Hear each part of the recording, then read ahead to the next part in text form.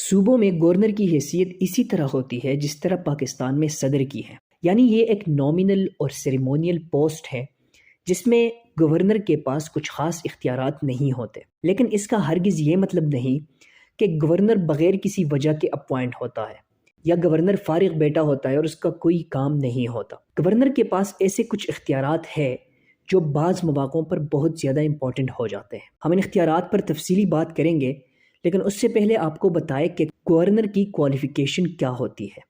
سب سے پہلے جو شخص گورنر بنتا ہے اس کے لیے لازمی ہے کہ اس کی ایج 35 ایئرز یا 35 ایئرز سے زیادہ ہو۔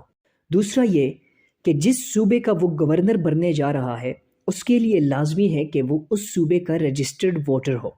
اور تیسرا یہ کہ آئین پاکستان میں آرٹیکل 62 اور 63 کے انڈر جو بھی کوالیفیکیشن نیشنل اسمبلی کے ممبر کے لیے بتائی گئی ہے، گورنر ان ساری کوالیفیکیشنز پر پورا اترتا ہو۔ جو بھی شخص ان ساری کوالیفیکیشنز پر پورا اترے گا، صدر پاکستان وزیر اعظم سے ایڈوائس لینے کے بعد ایسے شخص کو بغیر کسی الیکشن کے گورنر نامینیٹ کر سکتا ہے۔ یہ کسی اسمبلی کا ممبر بھی ہو سکتا ہے، یعنی یہ M N A M P A بھی ہو سکتا ہے، اور یہ کسی صوبے کا کوئی عام بندہ بھی ہو سکتا ہے۔ لیکن اگر M N A M P A governor بنے گا تو اسمبلی میں اس کی سیٹ خالی تصور ہوگی اور اس پر دوبارہ ضمنی الیکشن ہوگا۔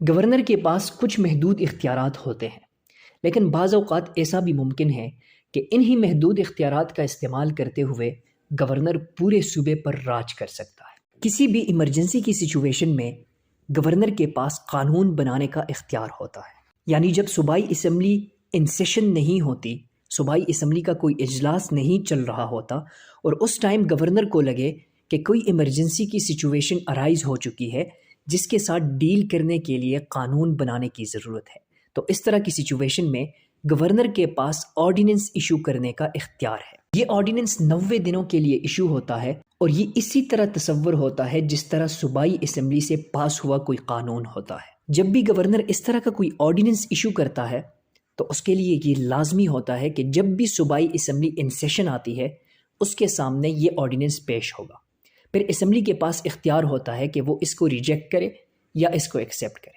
اس کے علاوہ گورنر کے پاس صوبائی اسمبلی تحلیل کرنے کا بھی اختیار ہوتا ہے۔ اس میں دو طرح کی سچویشنز ہو سکتی ہیں۔ ایک یہ کہ صوبے کا وزیر اعلیٰ چیف منسٹر گورنر کو ایڈوائز کرے کہ وہ صوبائی اسمبلی کو تحلیل کرے۔ اس سچویشن میں گورنر کے پاس 48 گھنٹوں کا ٹائم ہوتا ہے اور وہ باؤنڈ ہوتا ہے کہ 48 گھنٹوں کے اندر ڈیزولوشن کے سمری پر سائن کرے۔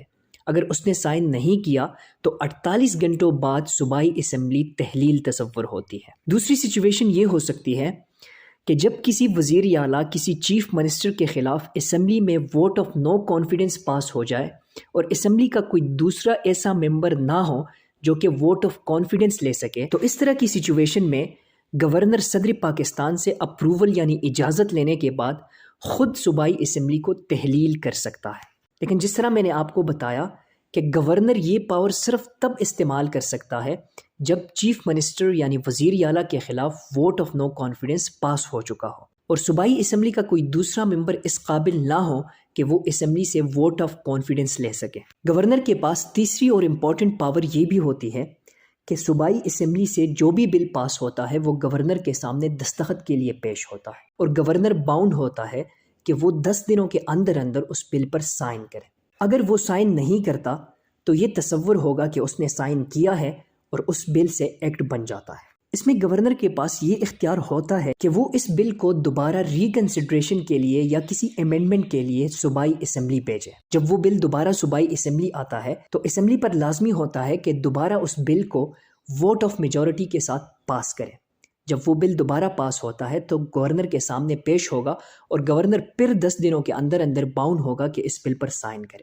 لیکن یہاں پر ایک ایکسیپشن ہے کہ جو بھی منی بل ہوگا، فائنینشیل میٹر سے ریلیٹڈ کوئی بل ہوگا، گورنر اس کو ریکنسیڈریشن کے لیے یا امینڈمنٹ کے لیے دوبارہ اسمبلی نہیں بیٹھ سکتا، بلکہ گورنر باؤنڈ ہوگا کہ اس پر 10 دنوں کے اندر سائن کرے۔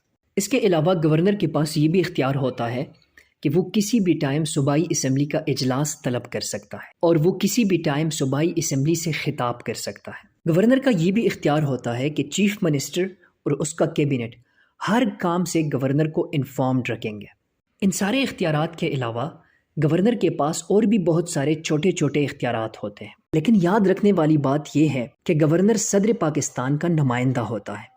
صدر پاکستان ایک نامینل اور ceremonial head of the state ہوتا ہے۔ گورنر صوبے میں اس کی نمائندگی کرتے ہیں۔ آپ کے ذہن میں یہ سوال پیدا ہوگا کہ میں نے اس ویڈیو میں گورنر راج کا ذکر نہیں کیا۔